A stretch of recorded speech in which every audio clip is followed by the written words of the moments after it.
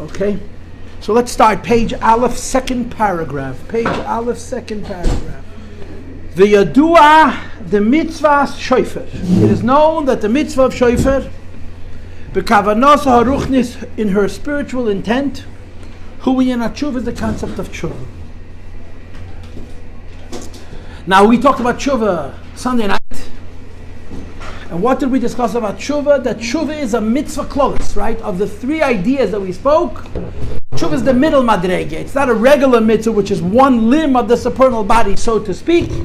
Tshuva is one of those things which goes to the core of all of Yiddishkeit. All of Yiddishkeit is in tshuva, like all of Yiddishkeit is in tefillah, and all of Yiddishkeit is in whatever other mitzvahs are in the category of mitzvahs klolius, like simcha, like not being angry, whatever other examples you want to use for mitzvahs klolius. Tshuva is a mitzvah klolius. So the Rebbe speaks to this. In other words, this second paragraph is not talking about the highest idea of tshuva, of a shofar, that it's atzmus, that it's revealing our yid one with Hashem. It's not speaking about the lowest idea of shofar, which is the idea that shofar is a mitzvah. It's speaking about the middle idea of shofar, that shofar is a mitzvah klolus. And he continues and he says, the idea that shofar is tshuva is the first cry, the first kiyah, which is crying out with a simple voice, which is, please look inside, mitzad hisoirus v'hispoilus. I'll translate the first word, you translate the second word. Because tshuva is an awakening. What's hispoilus? If you were in my class last year, you should know. Very good. It's not a pa'ula, it's not an action, it's a reaction. Tshuva is an awakening and a response. Pnimi, that is deeper. Pnimi shebenefesh, the inner levels of the neshama. Sheba b'his galus, which can only be revealed b'kel pasha dafka, in a simple voice, dafka. Now.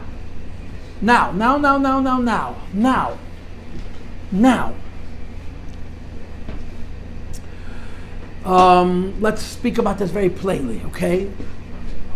It's brought in Hasidus, and this idea which is brought in Hasidus touches this conversation with me right now, that there's something called the outer heart and the inner heart. Chitzonius halev and Pnimius halev. In the language of Chodesh Elul, today is Yud Elul, so I guess we can speak about Elul.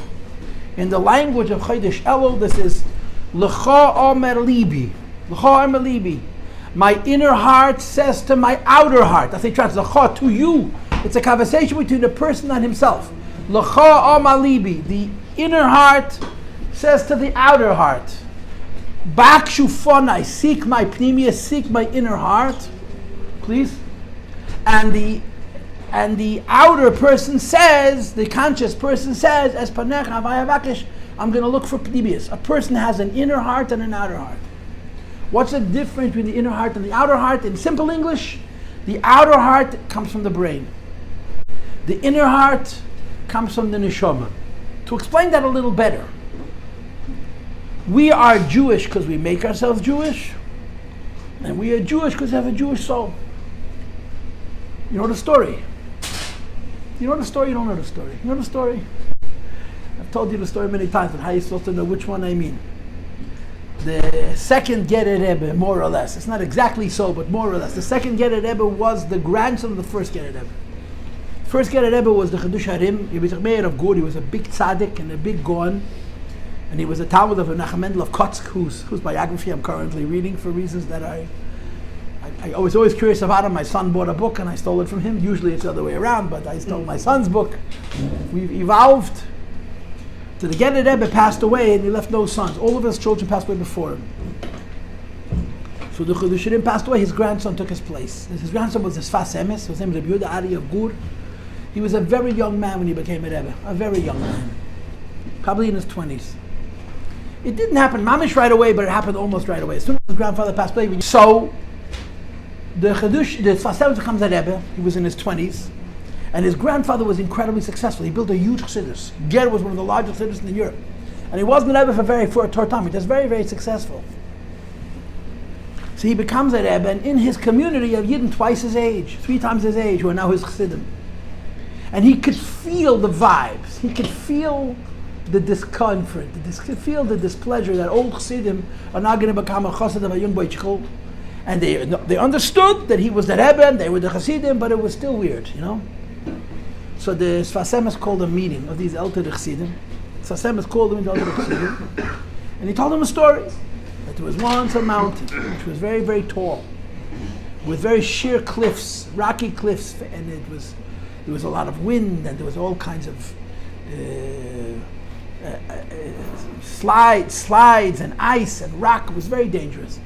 And many people tried to climb to the top of this mountain, and many of the most fit mountain climbers in the world either got hurt or lost their lives. No one ever summited, no one ever got to the top of this mountain.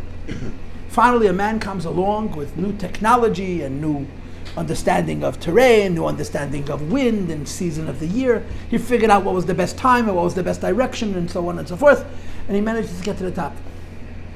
Comes to the top of the mountain and he finds a little boy, a young yingele, a poichkel, with shane cheeks as elchem shane payalach. And this mountain climber, who just literally risked life and limb to come to the top of the mountain, runs up to this little boy, wondering how he got to the top of the mountains. He said, little boy, do you know that some of the most physically fit people in history lost their lives climbing this mountain? How did you get here? So the little boy looks at him very innocently and says, I was born here. So the Ger Rebbe told the Maise, meeting adjourned. There was nothing to explain, everybody understood. They climbed the mountain, he was born on top of the mountain, and that's the end of the story. Did the cat catch the mouse? That's the old question. And the story with the Rambam and the cat and the cheese, it's 850 people still want to know. There's the same question, in other words, did the cat catch? When you'll know whether the cat caught the mouse, you'll know how his parents got to the top of the mountain. The answer is they were also born on top of the mountain. So the question is, how did the first person who born on top of the mountain get there? So the teretz is, he climbed. And then his children came after him, born on top of the mountain. In any case, I love this story. I heard the story of the Shel Brachas once, and the person telling the story said, you're Greis Chassidim, Spitz Chabad, you're all born on top of the mountain. How do they say it in American? Blah, blah, blah, blah, blah. The context of how I heard the story is not important. But the story is Meidendik. You know what the story is Meidendik? Because every Yid has two lives. Every one of us has two lives. We're climbing the mountain, and we're born on top of the mountain. In as much as we're climbing the mountain, it's connected to Chitzonius Alev, to the outer heart.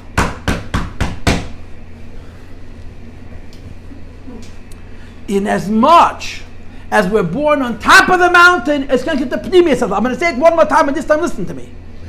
In as much as we're climbing the mountain, I'm using my brain, my heart, to develop a personal relationship with the Eibishter, I'm climbing a mountain. I'm doing the work by myself. In as much as I'm born on top of the mountain, I'm revealing my inner heart. In other words, you could say it in English, there's conscious and subconscious parts of our neshama. Or in holy words, there's nara, nefesh, ruach, neshama, that's the conscious person. There's chaya yechida, which is the subconscious person. Nefesh, ruach, neshama talks to the outer heart. I use my brain to inspire my heart. But if I use my brain to inspire my heart is his spoilus. Translate the word his spoilus, please. Is reacting to my mind. I understand. I teach myself whatever about the Eibishter, my heart responds. So how true is my heart's feelings? It's only as true as my mind. It's only as true as my ideas. If my ideas are faulty, my heart's responses are also faulty. Correct? Now, but then there's a concept of what the Rebbe calls his spoilus pnimi. I'm reacting, but the reaction is not coming from my mind, because I'm not talking about my outer heart, I'm not talking about my conscious self, I'm talking about my subconscious self. Now here comes a question. How do I arouse my soul? To arouse my heart, I use my brain, right? To arouse my soul, what do I do? Wouldn't arouse your heart? That's pretty good. It's an educated guess. Wouldn't arousing your heart arouse your soul? They're very different. The belief. Okay, so the inner heart is the soul. Right. The outer heart responds to the brain. The inner heart is the soul, responds to. So the thing, but the grama, you're getting to your soul. No. Through the mind, through the heart, through the soul. Right? How? So the question is, how do you get to the inner heart? The Lev Pnimi is the soul. Fine, but you're getting only to the Chitzonius Halev, which is the consciousness. How do you get to the Pnimius Halev? Tshuva. Okay, how do you get to tshuva? Yeah, the simplest answer of all is Hitler and Stalin. That's how. Anti-Semites. When people make us trouble, they think that they're going to destroy the Jewish people by suppressing them, by oppressing them. And the fact of the matter is, the worst way to destroy the Jewish people is to try to destroy the Jewish people, because they're the weirdest people in the world. You leave them alone, they assimilate. You fight with them, they become very religious. Our neshama reacts, right? So you understand why you use the word hispoel, hispilus pnimi? I'm reacting to the anti-Semite. I'm not proacting. I don't bring out my inner heart by itself. There's a Rosh, there's a Goy, there's somebody outside of me who's triggering me, as they say in psychology, but because he's touching me in such a deep place, he's not triggering my conscious heart, my chitzonius alev, he's triggering my subconscious heart, my pnimius alev. Now here's the deal. When my inner heart expresses its Yiddishkeit, how true is it? You mean like it's true as the mind? Before I said it's true as the mind, because I was talking about the outer heart. Oh, there's the inner. The outer heart's truth is defined by the mind, right? When there's an anti-Semite, when there's a guy who's a Rosh, who's triggering me, and therefore there's a hispoilus pnimi, my inner heart is being triggered and reacting, yeah? How true is that? The answer is it's true as the soul. The guy is not providing any truth. The guy is providing a lie. But the guy's lie triggers my truth. So there's an incredible difference between chitzonius alev and pnimius alev. Both of them use the word hispoel. The chitzonius alev is hispoel to the brain. So if I got faulty logic, if I use my seichel in a crooked way to create ideas, if I get emotional, I'm getting emotional about a lie. The integrity of my outer heart is determined by my brain. But when there's an anti-Semite, a guy who's a Rosh who's triggering my inner heart, the integrity of my inner heart is not from the guy. The integrity of the inner heart is from the inner heart itself. So it's emes, it's true. My neshama's connection to Hashem isn't true because of any idea. My neshama's connection isn't true because of logic. My neshama is connected to Hashem on a level where it makes no sense. There was a man whose name was David Ben Gurion. And it's terrible that I quote him because the only person that Rebbe wouldn't meet from the entire leadership of the state of Israel was David Ben Gurion. David Ben Gurion, the Rebbe said about him that he was guilty of Avodah Zarah, Gilei Rosh, and Shvichas Damim. He was a Rosh. But he was still a Jew. And the stories about him are interesting, and I know those stories. David Ben Gurion was asked if he believes in miracles.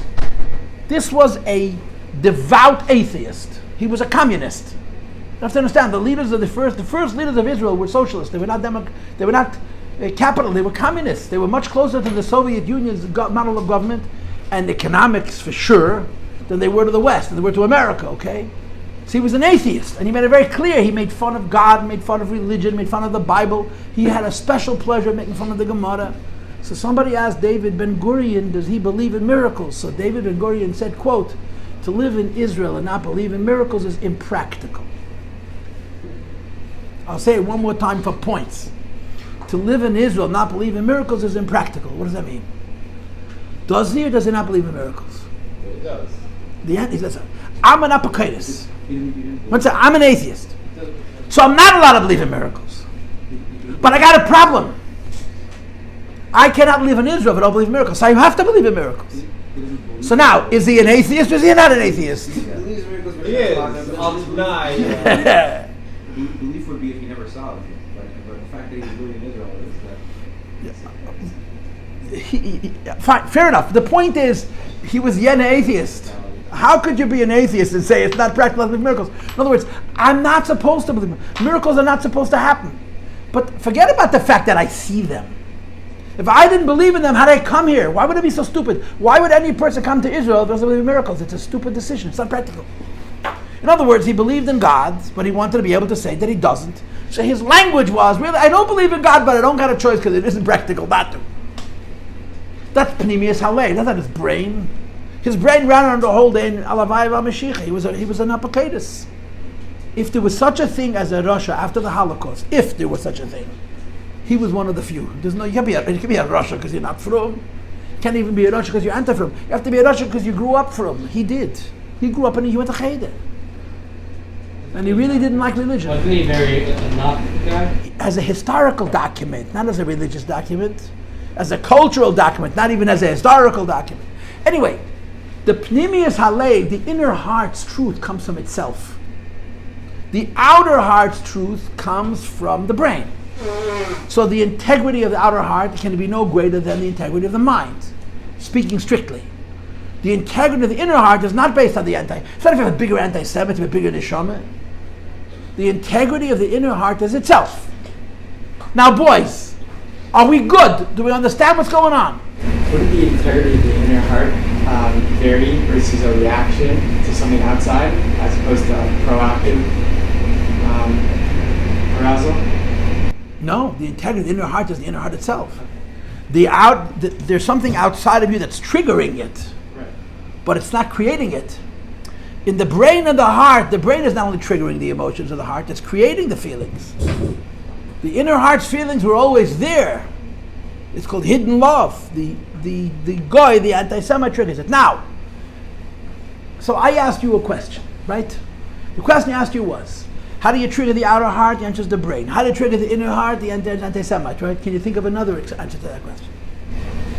It might be the same thing, but in Tanya, when you're, it's the same thing as when your life is on the line. Okay, same principle, right? The answer, Rabbi say, is sin. Aveda. I did something wrong, and I feel terrible about it. Especially if I did the same thing wrong repeatedly. It makes me hate myself. And sometimes, under certain conditions, sin can trigger the inner heart, meaning to say, I'm so disgusted with myself, I hate myself so much that it creates a want to get out of the condition I'm in and put myself into a different condition. We call that tshuva.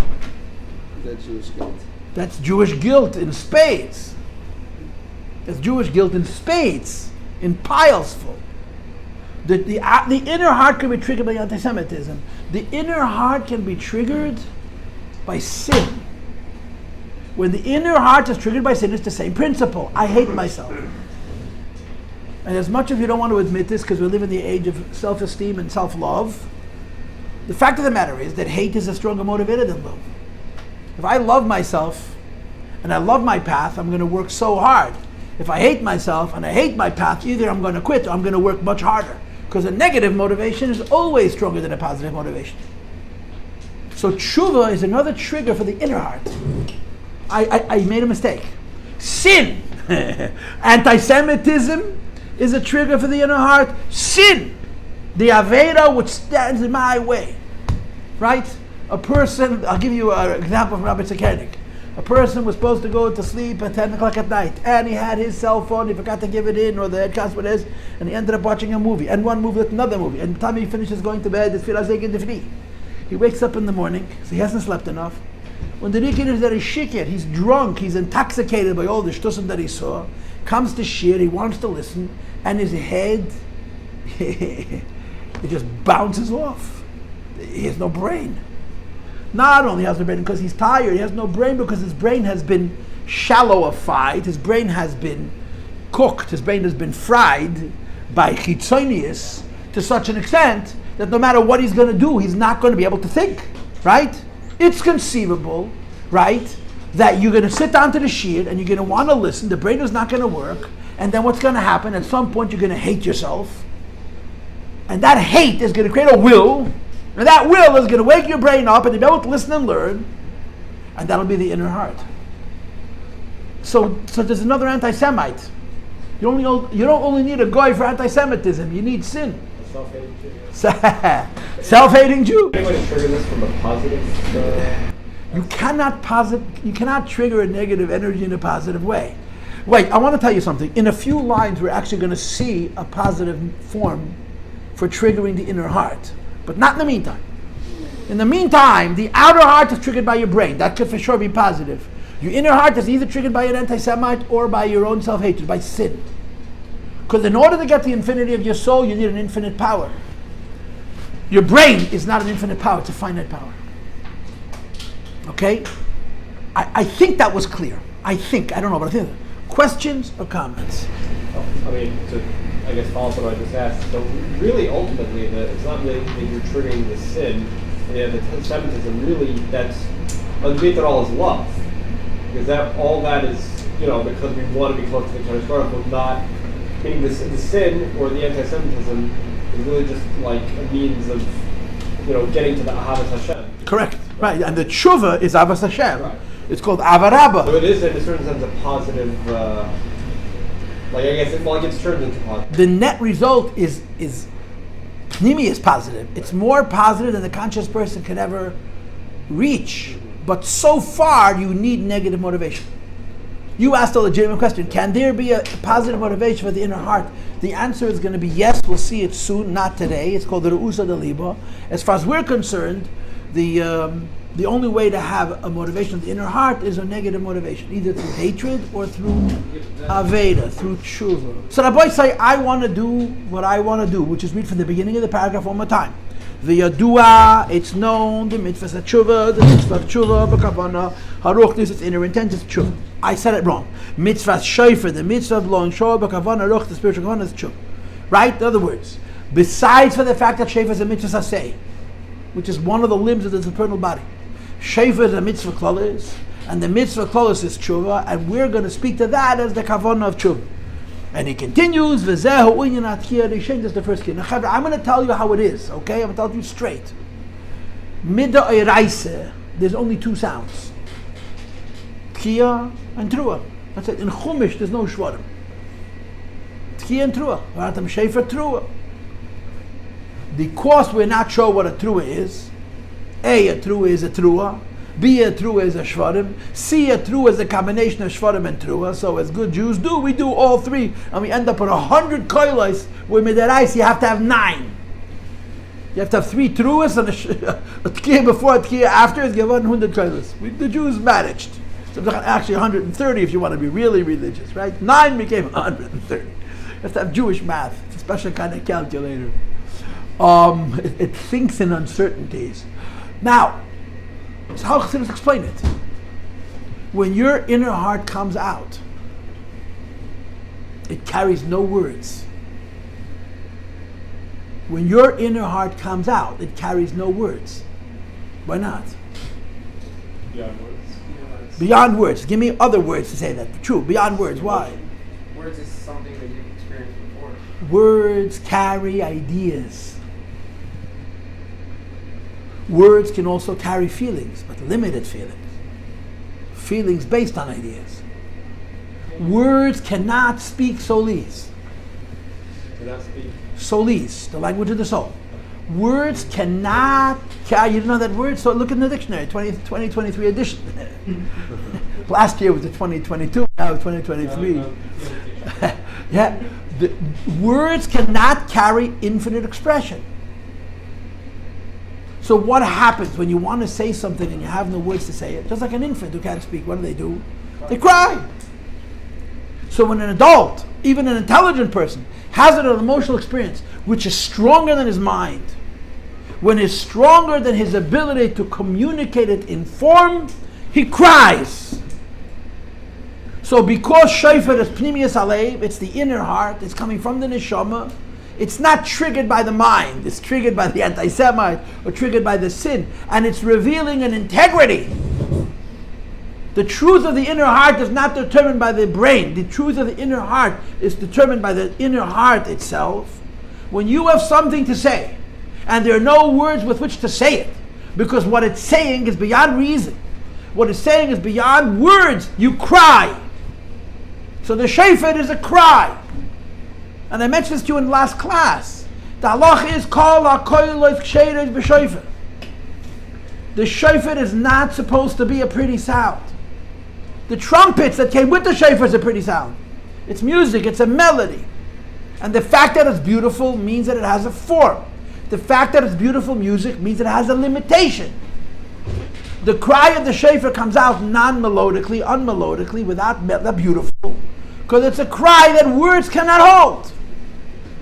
Okay, now, but there's 2 levels in that cry. One level of that cry is called an audible cry. An audible cry means I'm in a lot of pain. or I'm in a lot of joy. I'm in a lot of something. And I'm speaking my Pnimius Halev. I'm giving out my inner heart. Words cannot carry, words cannot represent, words cannot bring forward my inner heart. So I cry. But there's two kinds of a cry. There's called Kol Pnimo Deishtama, an inner voice that you can hear. And then you have what's called Kol Pnimo De Lo Ishtama, an inner voice which doesn't even come out as a cry. When the pain is so great, or the joy is so great, not only don't I have words, I don't even have voice. You get it? So when the outer heart cries, he speaks words, because it's reasonable. When the inner heart cries, he screams. And sometimes the scream is so loud you don't hear anything. It comes on inaudibly. You can't even cry. And that's the difference in the Tkiya and the guy in the middle. What's the guy in the middle? Shvarim Trua, Shvarim or Trua. It's all the same thing. The guy in the middle is called the cry. The Zohar calls it the cry that's inaudible. You can't even hear it. Are we good? Is that depression? What? People falling asleep? No. I mean, I hope not. No, I'm saying the cry that's silent. No. Depression has no power. No. Depression has no power. This has too much power. Yeah, gotcha. Do you understand? Your question is very astute. It's a very precise, very sharp question. But depression is where I pity myself. You know, what's the difference between a sad person and an angry person? When you're angry, you do something about it. Right? There's energy. Sad, you sit in the couch and eat another bag of potato chips. This is anger. This is not sadness. But sometimes you're angry, you scream, and so angry you can't even scream. That would change so fast. Things that would come out, you keep numbing yourself. Things that, like, the depression would eventually lead to this coming out, the great output, and then you keep numbing yourself. You're talking about sadness? Yeah, depression. Okay, let's leave depression out. Fine. What are you saying, Menachem? So let's talk about this, okay? When the inner heart speaks, it speaks without words. Because words are finite. Words make it complicated. They make it what's called in philosophy a complex expression. You cannot give out infinity in words, in form and complexity, so it comes out of the cry. Sometimes the cry is audible, sometimes the cry is inaudible. So listen, the first tkiya is called Kol Pnimo Deishtam, the inner voice that you can hear. The shvarim or the shvarim trua called Kol Pnimo De Lo Ishtama, the inner voice that doesn't even have sound. What's the second trua? What's the second tkiya? The second tkiya is Hashem's answer. That's how it's explained in Chassidus. It's a beautiful insight. Tkiya, shvarim, tkiya. Tkiya, trua, tkiya. Tkiya, shvarim, trua, tkiya. The first tkiya is a cry. No words, but it comes out audibly. The thing in the middle, which biblically is called a trua, in our custom is called either a shvarim or a shvarim trua or a trua, is called Kol Pnimo De Lo Ishtama, an inner voice that has no sound, no audio. The second tkiya is Hashem's answer. Hashem Elokim B'Shefa Yiska, which we read at the very, very end of the Shemoneh Esrei of Rosh Hashana, is Hashem's response. He answers with a cry of his own. We cry first audibly and then inaudibly, and the Eibishter responds. That's all the trua. It's the trua. Sorry, the trua is the sound cry? That's right. Okay? So the Rebbe says, Tshuva is tkiya rishono. Tshuva is the first tkiya. Why? Because the Rebbe so far wants to tell us that when you cry out because of an anti-Semite, when you cry out because of sin, you're crying out because of your inner heart, it's bekoil poshut, it's a voice. But it's a plain voice. The idea that there's no sound you're going to see on the next page. For right now, the shofar is the cry of the inner heart. It comes out audio in a sound, but no words. And he continues, Shazehu mitzad, this is because that it is Eidus, it's an awakening. Ve'hispilus pnimi, it's a reaction. But a reaction coming from your pnimius. It's not a reaction coming from your mind, it's a reaction coming from your soul. What is the soul reacting to? So far we have two models. So hatred, sadis, and avedas.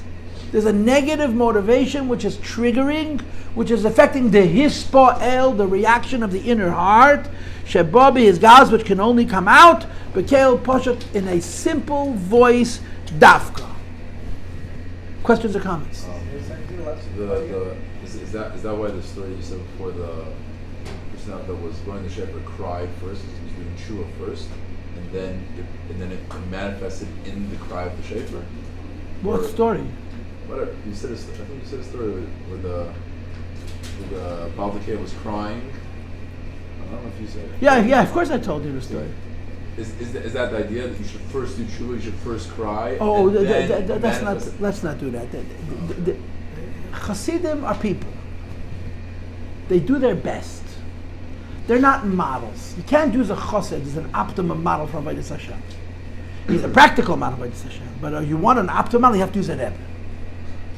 You cannot say that the way a chassid behaves before he blows kiyas is what means in Kabbalah. Rebbe also cried. I said that's not the same. The Rebbe's cry is a marshal.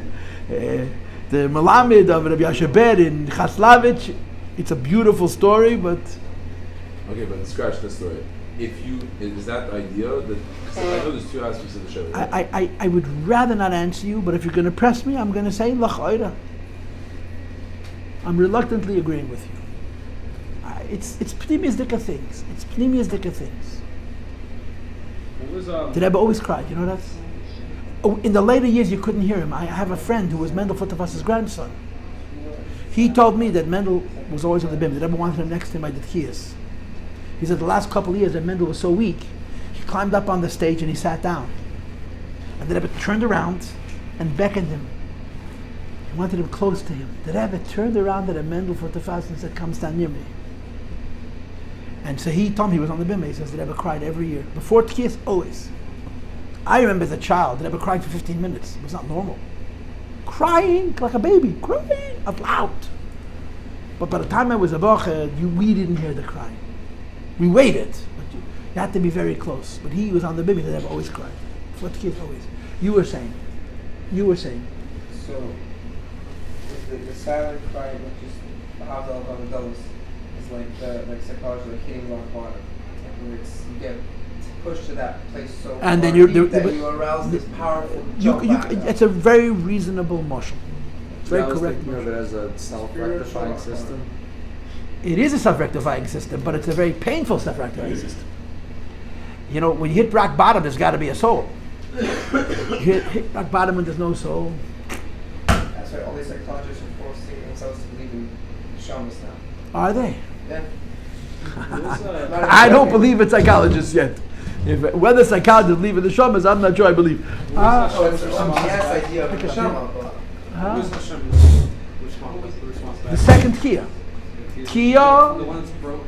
So the one is the inaudible cry of the person.